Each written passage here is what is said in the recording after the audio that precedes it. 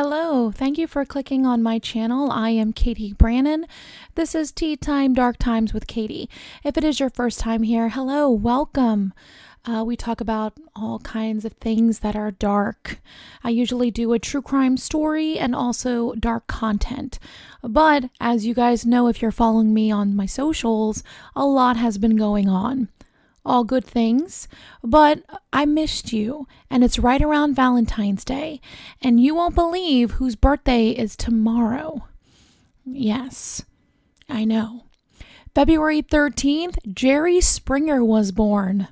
Oh yeah, guys, we're going to be talking about Jerry Springer, and I cannot wait to see the comments that you are going to have down below. And if you're wondering, well, Catie, isn't Jerry Springer deceased? Unfortunately, he is, ladies and gentlemen. I will get more into that. He passed away in April 2023, but I think it's very important that we talk about this because not only it's about the Jerry Springer show, but it's also about producers. Like, how far is too far? Honest. If you are fascinated by dark things, definitely hit the subscribe button. And my subscribers, I know it's been a while. I love you. Thank you so much for sticking around. It means absolute world to me. But without further ado, we are going to be talking about what now? The Jerry Springer Show. So Jerry Springer's actual name was Gerald Norman Springer, and he was born February 3rd, 10th. He almost got you there, huh? 1944. If you're wondering, whoa, 1944, was that in the middle of World War II? Yes, it was. He actually was an Aquarius sun, a Libra moon, and a Libra rising. So all my astrological people out there, you know what that means. Pretty insane. And if you don't know what it means, just Google what does sun in Aquarius mean, what does moon, and so forth and so forth. I shall go on. So he was kind of perfect to do this kind of trash television, which now TV Guide calls it was the worst television show of all time. Now, Jerry Springer, as you know, was mild-mannered. He was a very kind, generous guy who actually had no judgment. I mean, like, not at all, you guys. It's insane how much judgment this guy did not have. I'm going to speak about when Jerry Springer went dark. I have to, because it seems like people forgot, but this family did not, or the families to this day have not. So I'm going to go backwards when Jerry was born. Remember I said he was born in 1944? Yes, guys, that was in the middle of World War II. He was actually born in Highgate, London, United Kingdom. He was born to Jewish refugees that were escaping the Holocaust. Now, when they escaped to London, they actually went to Queens, New York. Jerry was a Democratic mayor of Cincinnati. He was an Emmy Award-winning news anchor as well as a musician. So when his family escaped from London to Queens, New York, Jerry saw a lot of ugliness and sadness, I mean, the Holocaust is no joke. And if you are one of those people that do not believe in that, please click out of this channel. You are not welcome here. I digress. Jerry attended Northwestern University School of Law. So he was a lawyer, and like I said before, he was active in politics because he did become a mayor, of Cincinnati. He actually was working for the campaign of Robert Kennedy in 1968.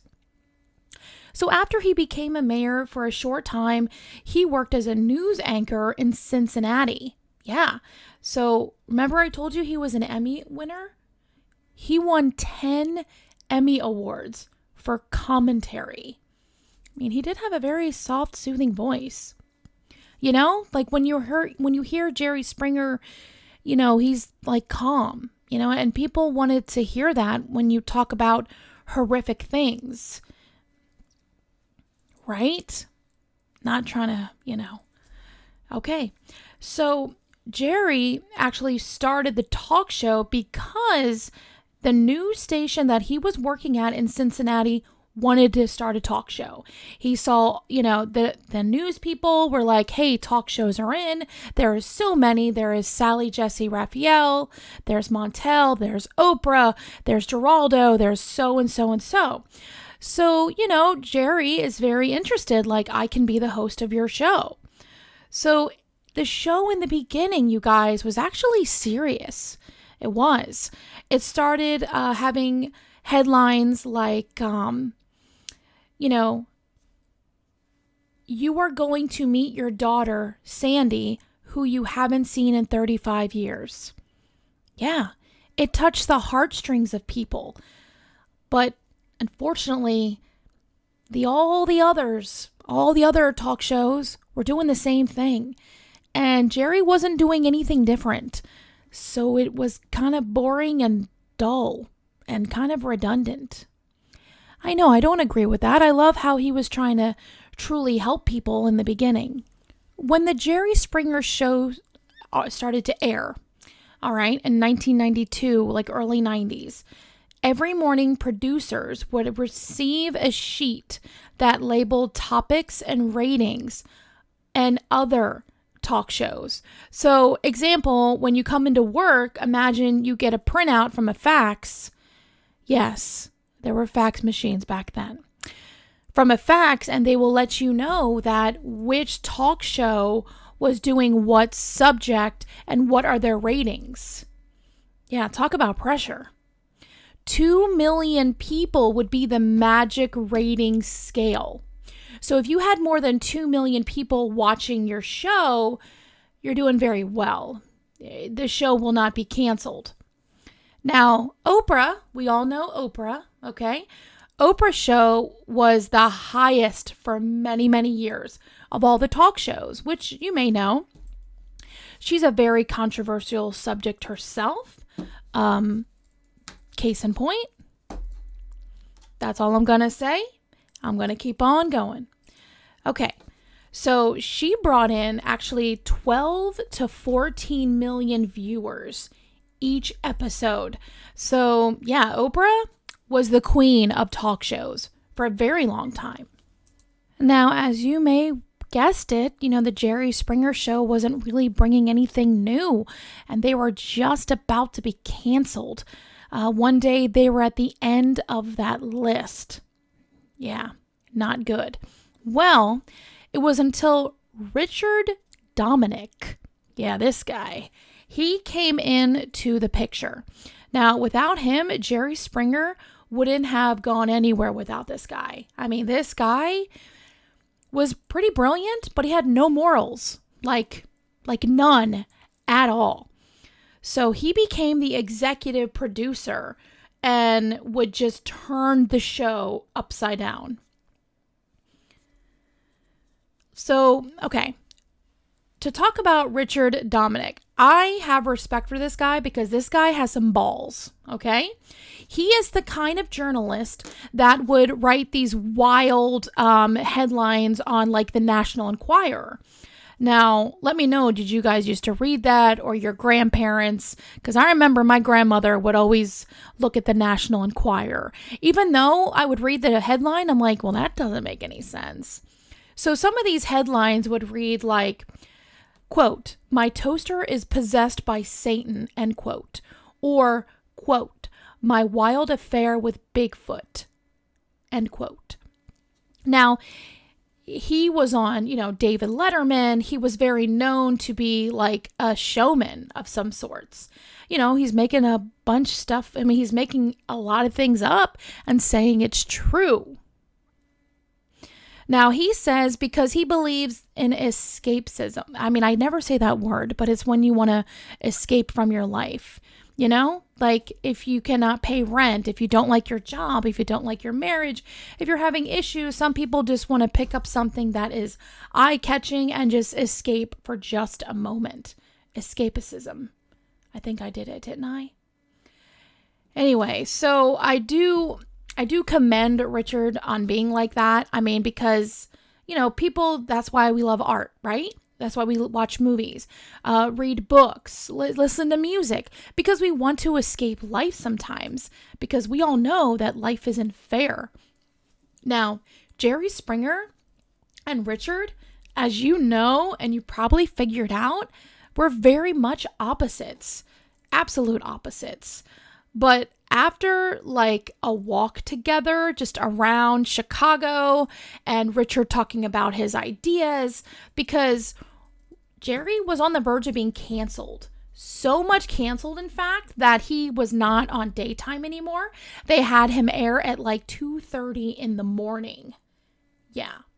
So Richard said, you know what? Since the show will be on at 2:30 a.m. in the morning, why don't we make it a 2:30 a.m. show? Yep. And that is how the wildness of Jerry Springer's show was born. Jerry in the beginning, though, was very reluctant. It's too risky. I don't know. But then he's like, well, let's give it a shot and we'll see what happens. So Richard then told producers of the show he had all control right now, okay? He's like, quote, do not bring anything to me unless it's interesting with the sound off, end quote. Now, Richard knew that TV was, it's big. There's a lot of channels. Early 90s, you even have MTV, which I absolutely loved back in the 90s. Let me know down below, what was your favorite show on MTV? Was it music videos? Because it was mine. All right. So Richard knew that there was all kinds of channels, right? So he wanted Jerry Springer channel to stick out no matter what. Even though it's late night, there's still, a lot of channels still playing, which I didn't really realize. I thought it just went to the, like to that colored rainbow screen, and that's it, right? Well, I guess not. So these producers were like really pressured to come up with ideas and find guests to make the show really enticing.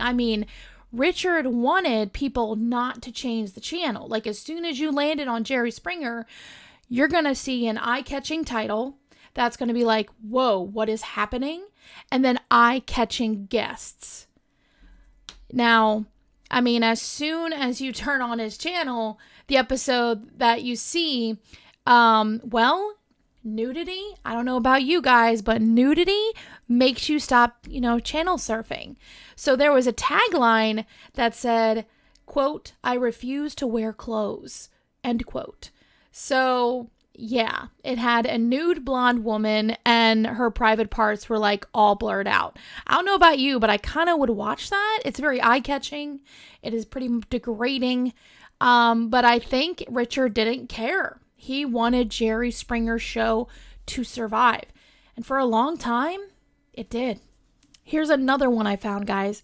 Quote, someone with a full-grown male, well, it didn't say the quote, excuse me. Basically, a full-grown male was wearing a diaper. And it was like right on the screen. So, of course, when you see that, what are you going to do? You're going to stop channel surfing. And it's like a train wreck, which is a horrible analogy, or a car accident. Like, sadly, when you see one of those, you don't really want to see it, but yet you can't look away. That's the way you can sum up Jerry Springer, So, all this, it was a 2:30 a.m. in the morning show.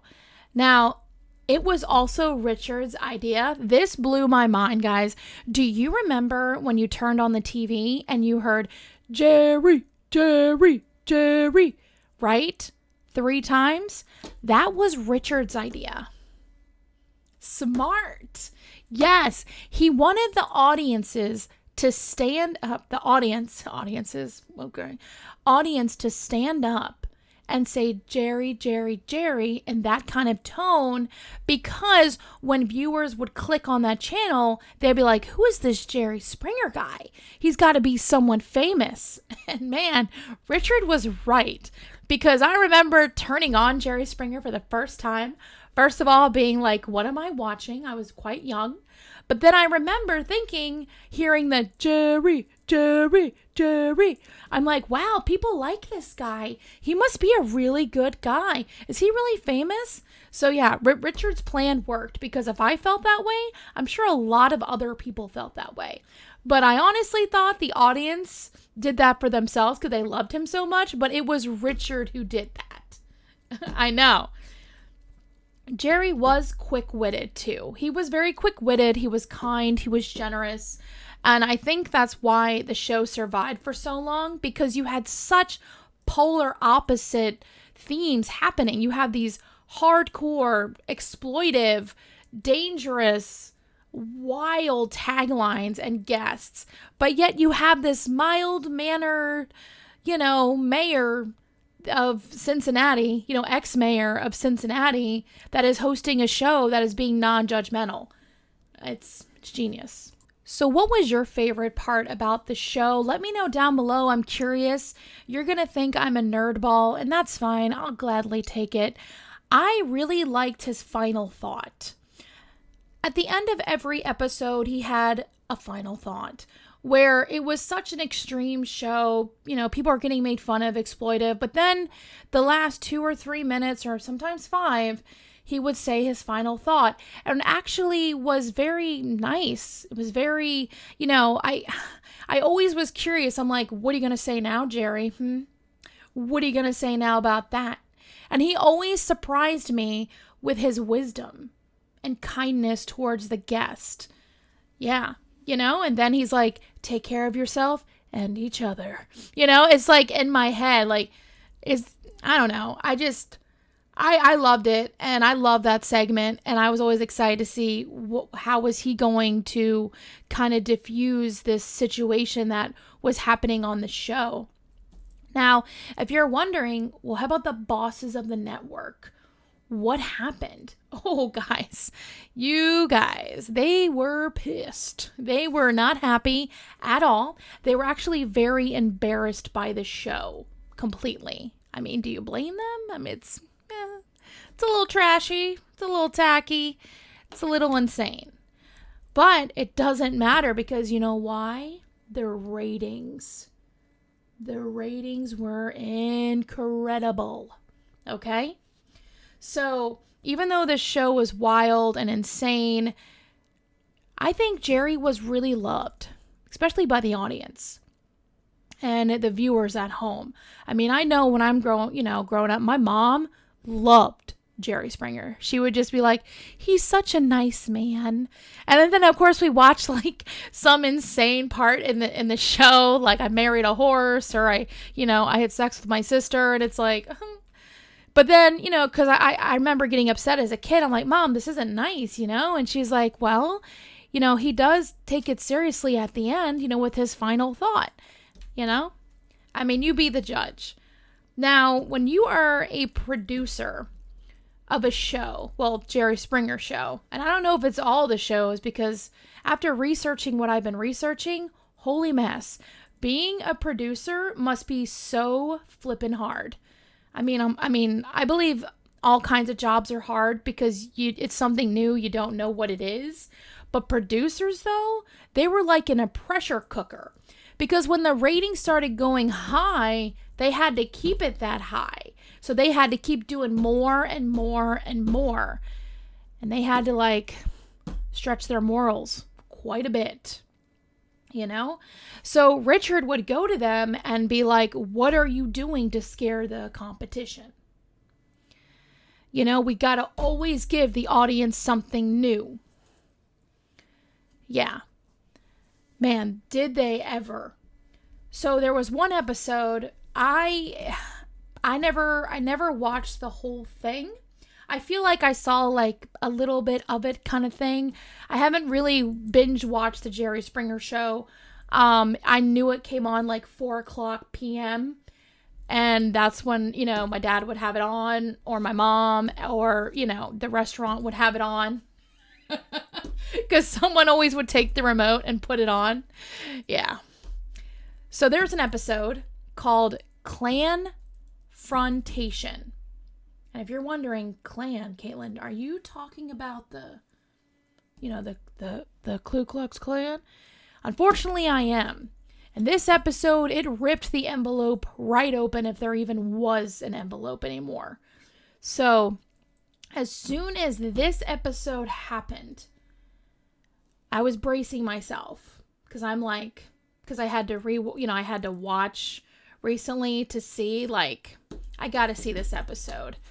I didn't finish it because the tension in there, you can cut with a knife, because you had the Ku Klux Klan who was talking to somebody, the head of some sort of Jewish alliance, something like that. So it was very polar opposites in the bigotry and hate spectrum here. Well, as soon as they were on the show, you guys, guess what happened? There was no talking at all with the guests. In fact, they started fighting. Yeah, I'm talking about fighting. And then when the fighting started to happen after that episode, the ratings went through the roof. Went right through the roof. And of course, you know what Richard's thinking? High ratings, fighting, violence. We need more of that. Yeah. And I have to tell you, I literally heard for a long time that Jerry Springer was scripted, that Jerry Springer was fake. I'm here to tell you it was not. No. There was actually like brawl, drawn out fights. Horrible. Women lost their nails, their artificial nail snapped off, of their real nail. Teeth were lost, they're punched out of their face. You actually had women got patches of their hair ripped out of their scalp. I mean, they got bruises. People got hurt. And yes, Jerry Springer, the employees, the people of the show, they did take him to the hospital, but yet, they caused him the fight. So one thing I can say is that Jerry, he did not believe in censoring anybody. No, he didn't. He actually, all the guests mainly came from small towns. And this is very interesting, you guys. The producers called it, the Springer Triangle. Yeah, I think it's time for some tea. I will definitely have some tea. Today I am drinking out of my Scooby-Doo Mystery Machine mug, if you are just listening, and I'm going to be drinking green tea with lemon. Oh, that's awesome.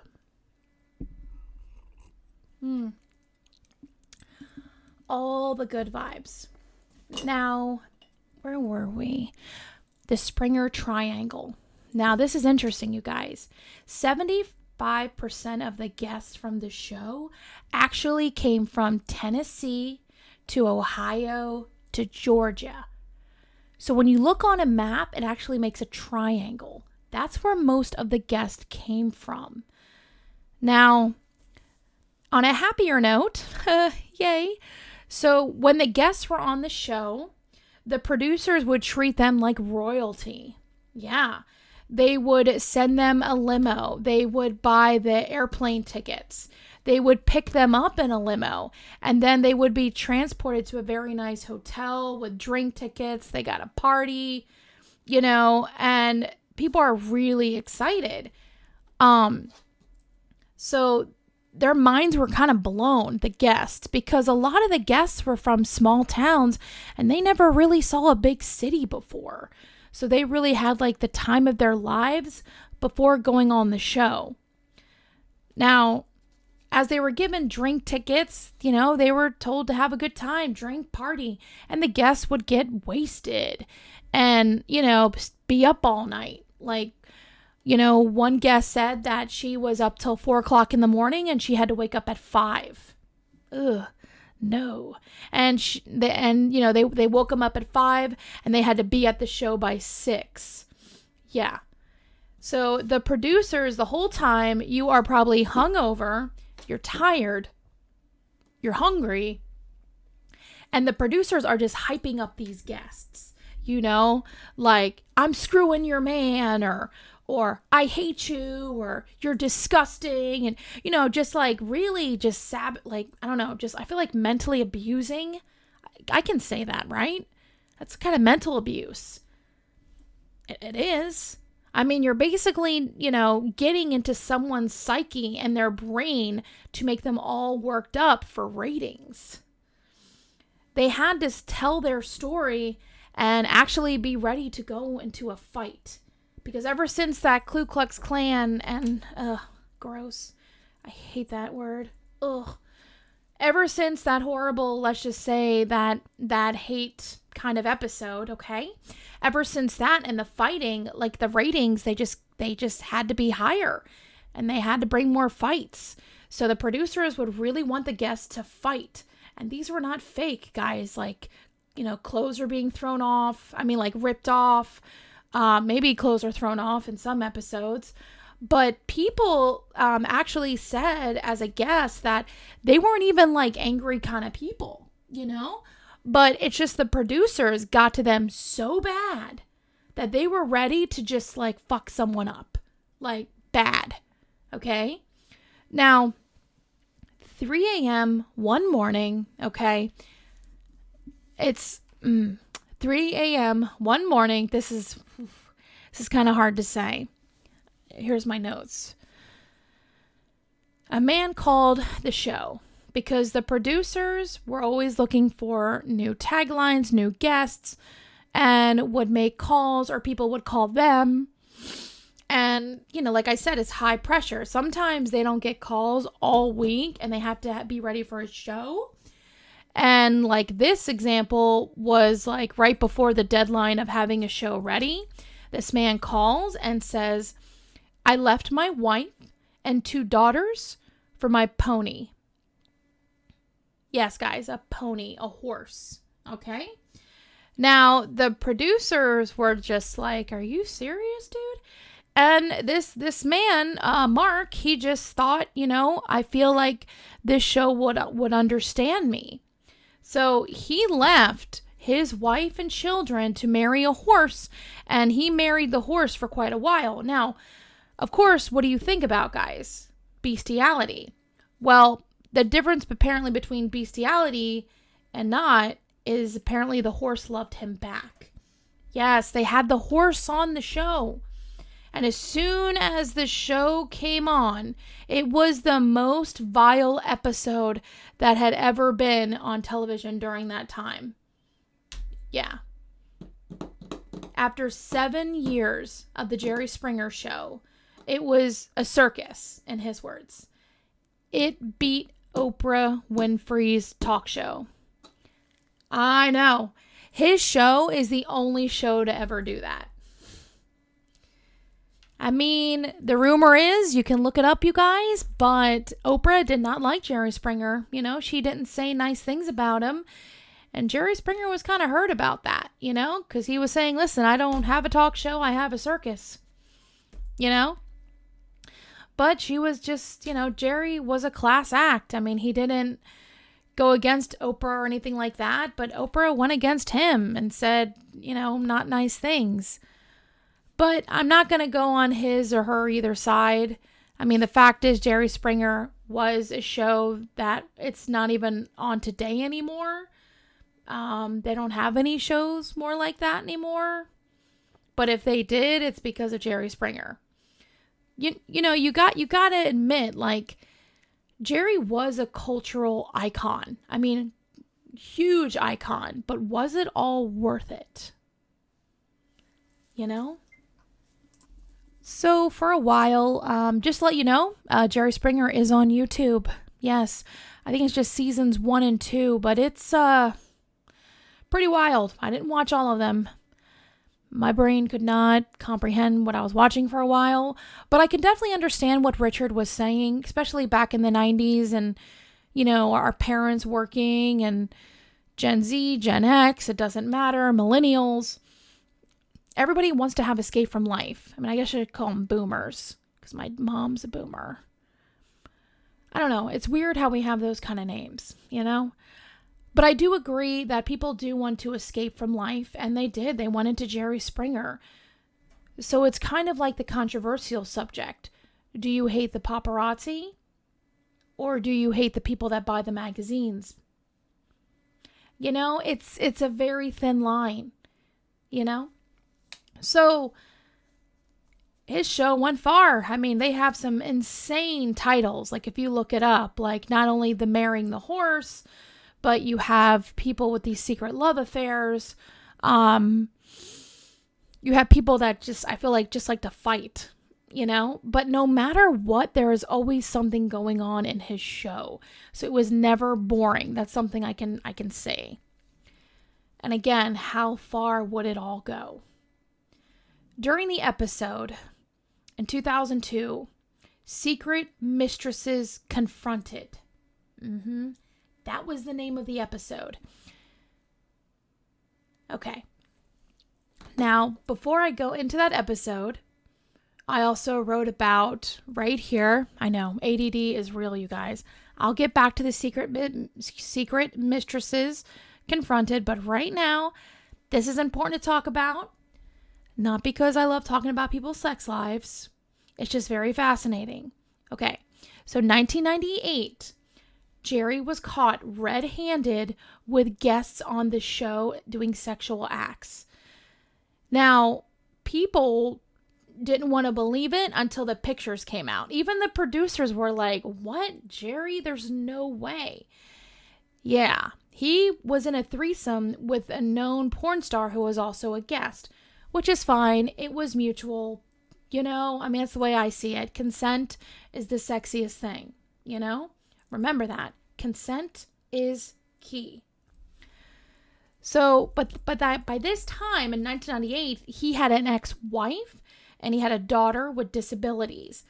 Until his death, he actually had not a really good relationship with his ex-wife. He was known to be a good father and husband. That's how the public viewed him as. So I want to mention this because, not because that Jerry Springer, got it on, like who cares?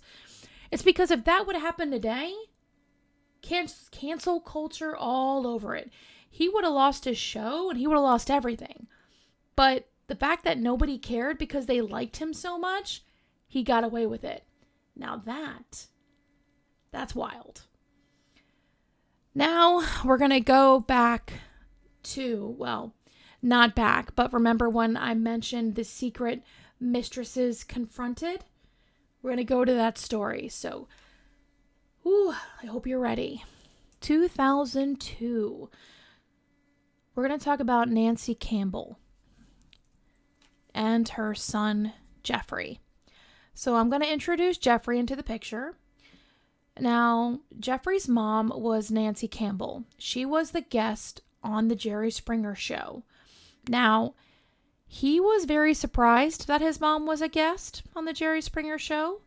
He doesn't really understand why, because she was the type of woman that didn't even like her picture taken. So I'm guessing maybe she just wanted to live her life on the edge. Who knows? But her son, Jeffrey, was very shocked. She was a mom that raised 2 boys on her own, and she was a widow. And she barely dated throughout Jeffrey's life. One of her friends told her about a chat, when you chat with people online. Back then, in 1998, it was very unheard of people meeting people on the internet. It wasn't as well known as it is now. Now, it's like it's nothing. Just do the precautions, stay safe, give them your Snapchat, give them your location. You'll be fine. You know what I'm saying? But back in 1998, it was different. Well, she met this guy online from Germany, and his name was Ralph. Now, they met on a chat website, and they started to really hit it off. And they were actually married after a short time. After the marriage, domestic issues started to show. Yeah, this guy turned out to be a real piece of crap.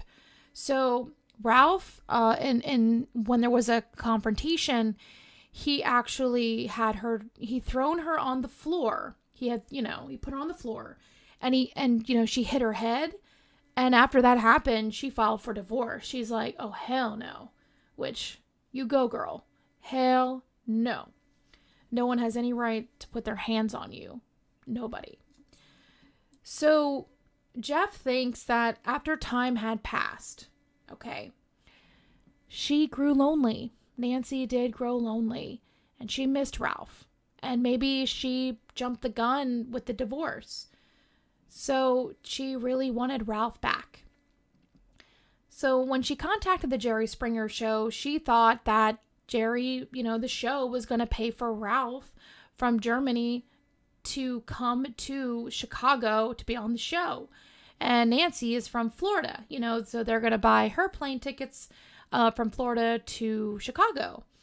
And she was really excited about it because she thought they would, be being reconciled. I have a hard time with R's and W's, so I do stutter sometimes. It happens. I'm human. Okay. So, he would tell his new girlfriend, because at this time, this Ralph guy, he has a girlfriend.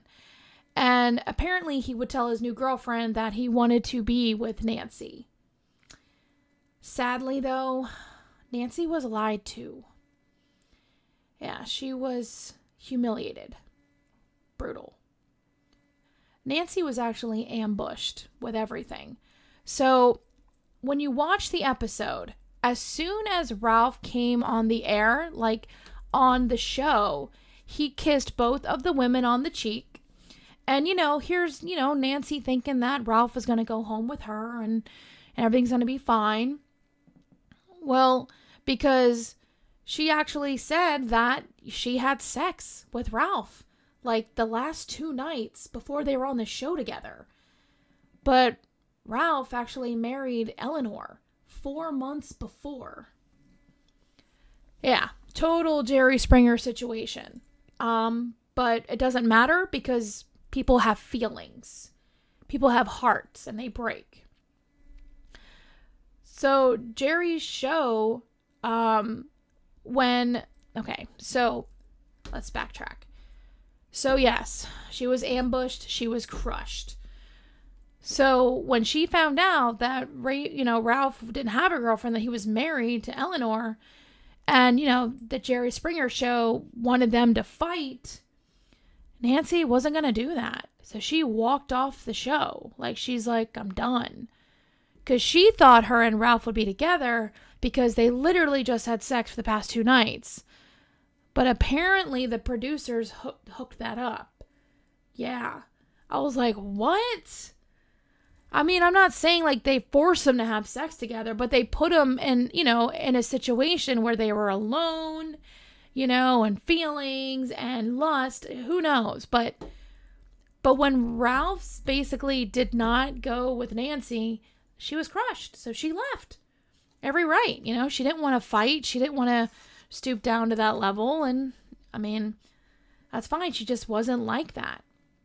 So what I don't like is that when she walked off the show, she didn't have any money or anything like that.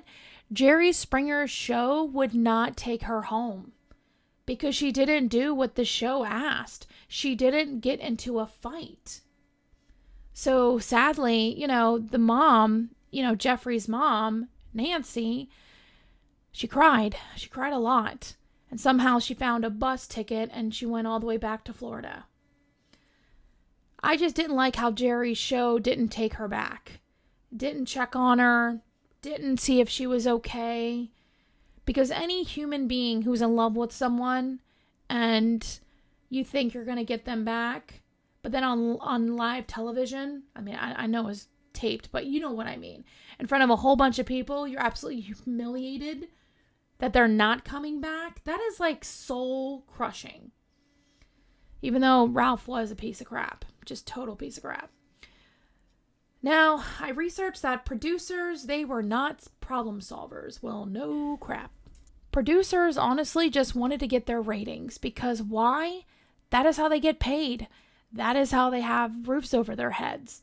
So again, you can't get mad at the producers because they have to have a life too. They have to have a living too. But I can get mad at the producers because, like, what's enough? You know? Like, how much is enough? Well, a lot of the producers thought when the guests left the show and they were flown back home that everything was over. You know? It was left on the show, you got the ratings, and it was over. But sadly, you guys, it wasn't. And they'd be like, well, on to the next. On to the next. I hate to break it to you guys, but in domestic situations, we do not judge. Domestic violence is very real. If you are in a relationship where you do not feel that you can get out of, please know that there is help. No one ever should lay a hand on you for no other reason. I don't care if you're male, female, non-binary. I'm not sure about the pronouns, forgive me, but we are human beings. Just want to let you know that. So you're going to be shocked, just like how I was shocked when I researched this. After the show, Rafe and Nancy, the guy who apparently left Nancy to be with Eleanor, he went back with Nancy. And they actually purchased a home together. Well, things were going good for a while, but guess what happens? Domestic violence shows again, and he hurt her. And he went back to his old ways. We don't know if he hit her or cheated on her, but he definitely did one of those things because she was done. Okay, she was done. She wanted the house that they bought together, and she wanted out of his life. Which I understand that. Bye, you know. Now get this. On the court case, when the court case happened and Nancy won, she got the house. Everything seemed fine. Ralph left the courtroom mild-mannered. Wasn't upset, didn't raise a fuss, didn't even worry the attorney that was helping Nancy at all. It was until, you guys, he went to a bar and he began drinking. And when he began drinking, guess what aired on television that same day? The Jerry Springer Show.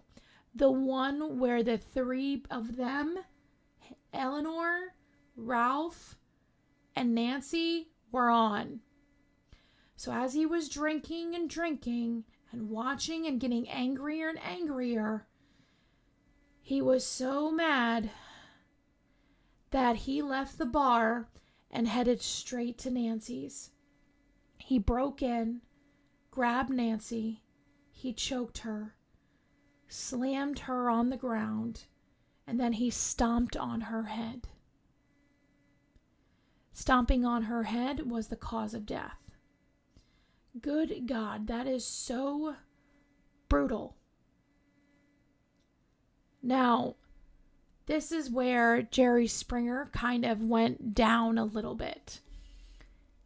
Not down, but after the lawyers got involved because, being on the show, how they were treated and what evidently caused what happened, they blamed it on the Jerry Springer Show. Now, do not come after me. Do I blame the show? I do believe there are some elements that the show should be blamed, but I also believe that she was in a domestic violence relationship and, she went on the show. Maybe she was a little too naive, but I just wish that Jerry Springer's show, the producers did more, made sure she got home okay, went to check on her the next morning, shot her a phone call, maybe got her some help saying hey, you don't need a man like that in your life. He hurt you. Here, I have this number you can call. And maybe her life would have been completely changed. You never know. But after that horrific instance happened, the ratings did go up because now there's a murder involved in Jerry Springer show. Well, the lawyers were suing Jerry Springer and they were trying to subpoena them. I saw mixed things on the internet, guys. I'm not sure what is true, but apparently when the subpoena came, Jerry Springer's took like 60 people and went to Jamaica and did a show in Jamaica to save the show and Jerry Springer. We don't know what's true or false. I don't know. It's just something I read. I thought it's something I should say. Jerry Springer was not blamed, but after the death of Nancy, it completely changed. The lawyers were scared of being sued again, so they had a lot of rules for Jerry Springer. No more nudity. No more like cussing or something. They just kept ripping like all the authenticity of the show. Yeah. So it became a little more censored. Now, if you're wondering what happened to Ralph, okay? So Eleanor and Ralph, we became wanted persons. They eventually were both caught.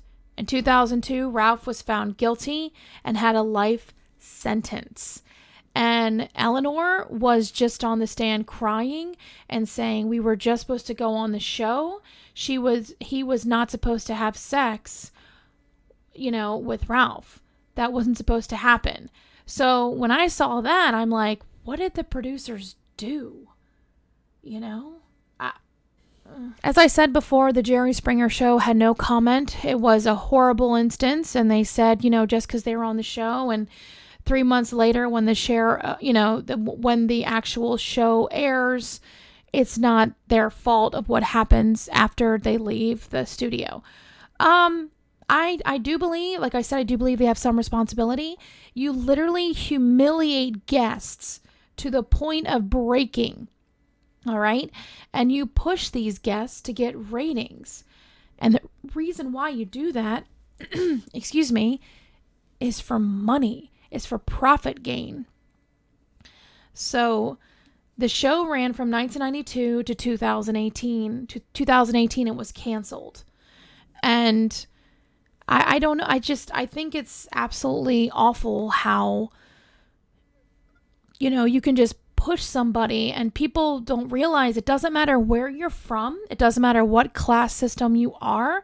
We all are people.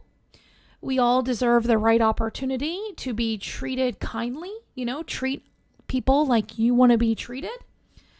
But there's just a lot of money to be made, and a lot of money was made. Now, Richard is still alive. Yeah. And the producers who actually worked on this show, you guys, man, they went into substance abuse problems. They have extreme stress, anxiety. Some have PTSD from like the work environment that they worked in. And yeah, sadly, Jerry Springer, he died of pancreatic cancer, which is, God, that is like an awful way to go. Awful. He died in April 2023. He was 79 years old, so I think he lived a really good life. His fortune was $60 million.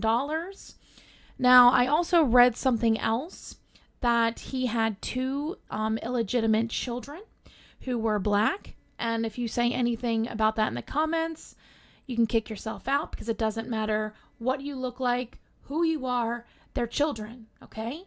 And Jerry apologized in a tape that he was so sorry that he could not be in their lives, but he was leaving most of the fortune to those 2 kids that were his illegitimate children.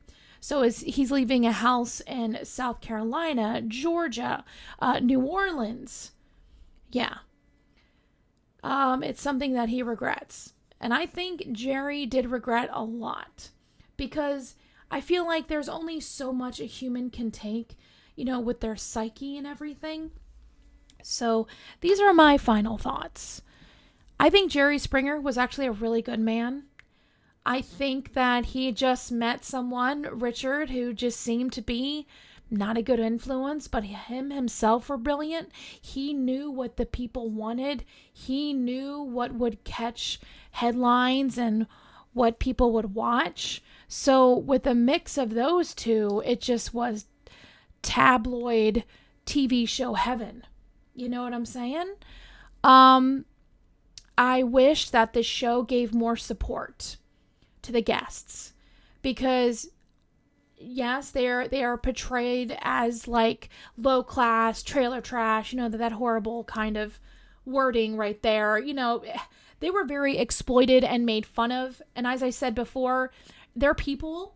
And yes, maybe they wanted a payday, because I did see that there were a few instances that people found out how good the guests were treated. So they made up stuff to be a guest on Jerry Springer.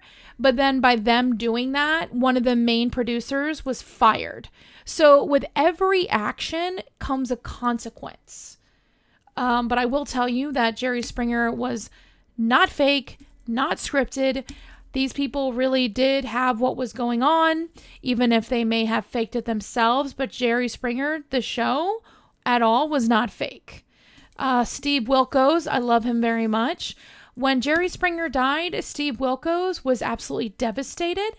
He said he owed everything that he had in life to Jerry, and that Jerry Springer was actually a very kind, generous, like the nicest guy on earth. And honestly, I believe that. Aquarius and, a double Libra, I can totally see that. A lot of emotion, beauty, love, fairness. Come on, Libra, total fairness. Total. And plus he was a lawyer,